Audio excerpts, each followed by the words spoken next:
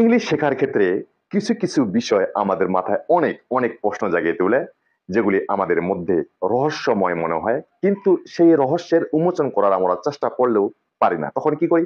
সেই ওয়ার্ডগুলিকে আমরা মুখস্থ করে ফেলি। যেমন আমরা মূলত ওয়ার্ডের যে এব্রিভিয়েশন গুলো করি, তাহলে ওয়ার্ড এর প্রথম লেটারগুলি নিয়ে এব্রিভিয়েশন তৈরি করি। যেমন এমবিবিএস বলি, অর্থাৎ bachelor of medicine and bachelor of surgery. ব্যাচেলরের জন্য বি, মেডিসিনের জন্য এম, ব্যাচেলরের জন্য বি এবং সার্জারির জন্য এস নিয়ে এমবিবিএস তৈরি করেছি।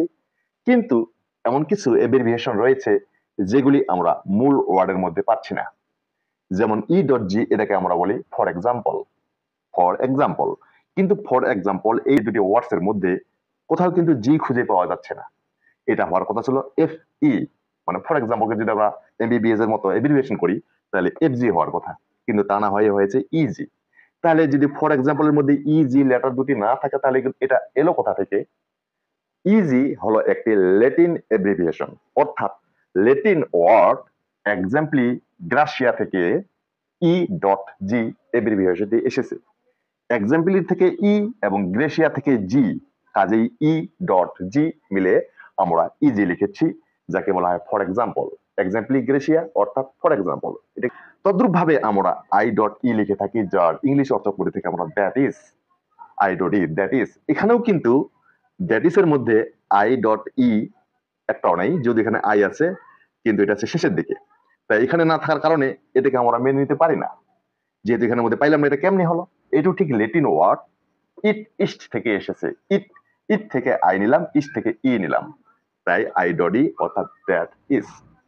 নেক্সট আরেকটি নাম্বার, এন ও ডট, এটাকে আমরা নাম্বার বলি। নাম্বার, ইংলিশের নাম্বার।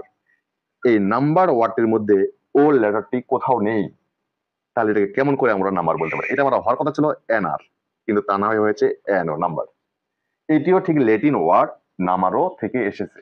নামারো ওয়ার্ডের মধ্যে এন নিলাম প্রথমে, তারপর ও নিলাম, শেষের ওটি নিয়ে নাম্বার তৈরি করলাম।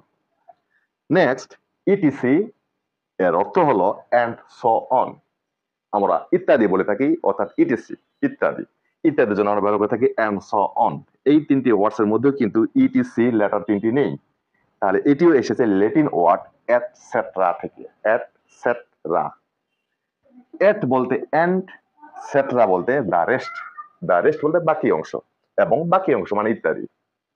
তাহলে এটসেট্রাকে আমরা সংক্ষেপে ইটিসি বলি।